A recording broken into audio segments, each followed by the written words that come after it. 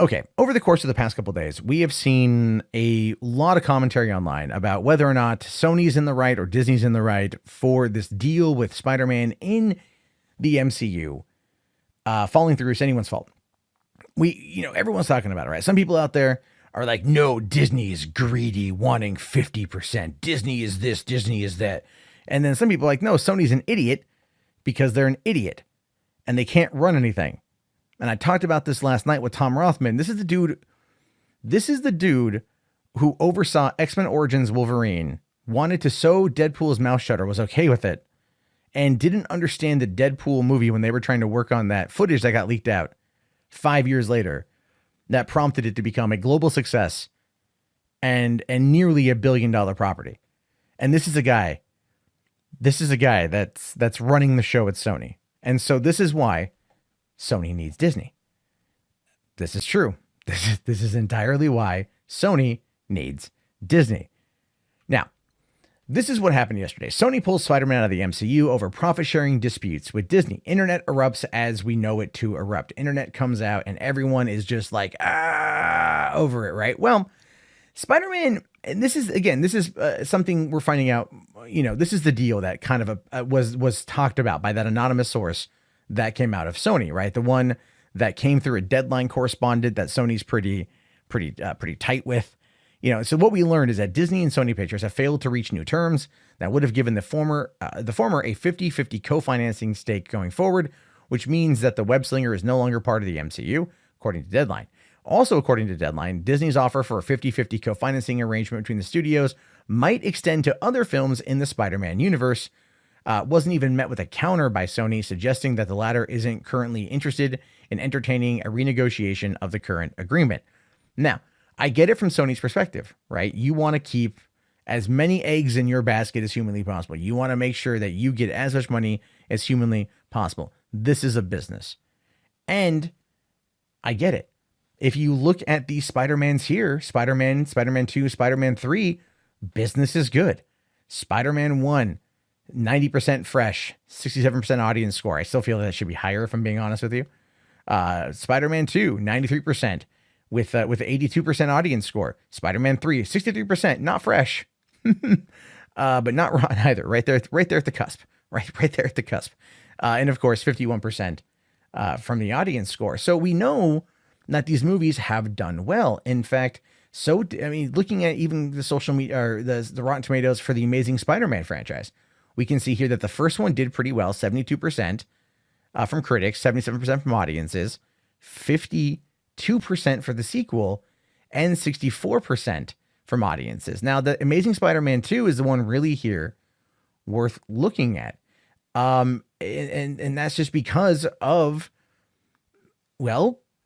this is what happened because this 52% and 64% failed to churn out as much money as Sony wanted. So they struck a deal with Marvel and gave us Spider-Man Homecoming, which grossed well over $170 million more worldwide than the previous film, Amazing Spider-Man 2. You got Spider-Man Far From Home, which has a slightly lower tomato meter for critics, but a higher audience score. People really, really like it. In fact, coming over here, just looking at the unadjusted worldwide grosses for Spider-Man films from Sony, because this is what gets brought up a lot by people. People are talking about the earnings, right? People want to look at the original Spider-Man films and how much they've earned. Fine. Spider-Man Far From Home right now is the top grosser with $1.1 billion. Then $890 million for Spider-Man 3. Now, one of the reasons why Spider-Man 3 did as much as it did was because in 2007, that weekend, IMAX, after a surge from screenings of 300 a few months prior in March of 2007, had expanded outward. Edwards, Regal, AMC's had created all of these faux IMAX, and they charged more for the ticket. In fact, in San Diego, the faux IMAX we got in San Diego at the time was running 3 days of non-stop Spider-Man 3 in IMAX. But look at Amazing Spider-Man, $757 million in 2012. Amazing Spider-Man 2, $709 million. It dropped money. It lost money.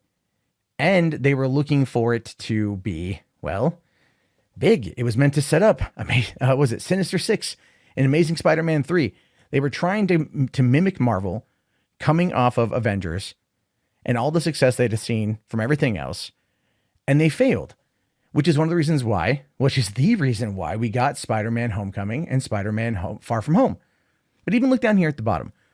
Spider-Man Into the Spider-Verse, which gets brought up quite a bit. Yes, it won Best Picture, or Best Animated Picture, and it only grossed, again, not as much money. Look, okay, coming over here to their Rotten Tomatoes page, we can see 97% and a 93% audience score, which is great, which is fantastic. But coming over here to just their box office, they had a $90 million production budget. Its domestic gross was only 190, so that's not 3 times the amount of production. And its worldwide take home was only $375 million. Not as much money. Granted, not as much of a budget, but when you put it up against Venom, which got a 29% on the tomato meter from critics, and the audience score of 80%, and it is better than people give it credit for. I absolutely agree with you. I agree with a lot of people on that one. We can still see here that this is one that ultimately got lucky, and it did gross $856 million off of a reported budget of $100 million. So there's a lot there. Like, they've done well sometimes, but if you just even go back and look at at Spider-Man's grosses from back here, we can see that they haven't done a lot really since Spider-Man 3, and that was, well, I mean, that was a long time ago. Spider-Man 3 was 2007. That was 12 years ago. And even critically speaking, Spider-Man 2 was considered the pinnacle of Spider-Man films. And that one ultimately came out in 2004, 15 years ago. So the franchise under Sony has done just okay. And I know people out there don't want to say that. They don't want to say just okay, but we're talking business. We're talking the business. Now, compare all of that versus the Marvel Cinematic Universe, all of these films, right? And you put that together, and yes, Spider-Man Far From Home and Spider-Man Homecoming are on here, but just look at that. Avengers Endgame, $2.795 billion, beating out Avatar. Avengers Infinity War, $2.048 billion. Avengers, $1.5 billion. Age of Ultron, $1.4 billion. Black Panther, $1.3 billion. Iron Man 3, $1.2 billion. I mean, these more and more of these films are getting into the $1 billion range, are getting close, and a lot of these have outperformed previous Sony movies, Sony Spider-Man films, without inflation. And so there's that. But even with inflation, you know, they may not actually beat them out quite often. So we're seeing this machine. And the reason why I bring this up is this is a machine. And they turn out these movies, and these movies are generally, for the most part, quite good. And they have a very dedicated fan base. And the dedicated fan base just put $1.110.4 billion into Spider-Man Far From Home. And if you put it all together, the Marvel Cinematic Universe in total, $22.5 billion with an average of $981 million per film.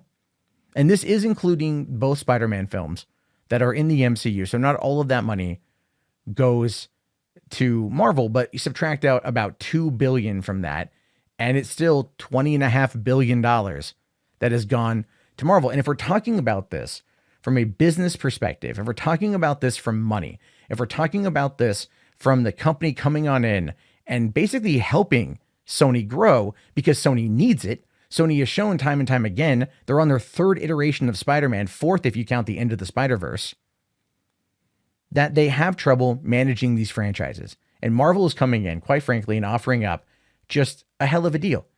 And I'm saying this not for 50%, but the story that came out today is saying Disney reportedly wanted 30%. Not 50%, but 30%. So that's not that bad. That's not 50, right? According to this, it says the report stated that this deal was rejected by Sony, who then came back with more compromises, which were then rejected by Disney. However, we never got any details as to what those compromises were or how far Disney was willing to concede. Now, in a new report from Hollywood Reporter, it says that Disney was looking for a 30% stake, meaning that Sony and Disney would be splitting the cost and revenue 70-30 in Sony's favor, though it's not clear if this includes the spin-offs. However, as Spider-Man Far From Home broke $1.1 billion, apparently it reinforced both sides' way of thinking. Sony thought they didn't need Disney anymore, and Disney didn't want to leave more money on the table. And to be fair, I don't blame them. I don't blame either company. I just want to make that abundantly clear. I understand Tom Rothman has the job of protecting the assets from the company, right? Or protecting the assets, like, Sony's assets, and making sure that their number one franchise is in fact protected. That part I do absolutely get.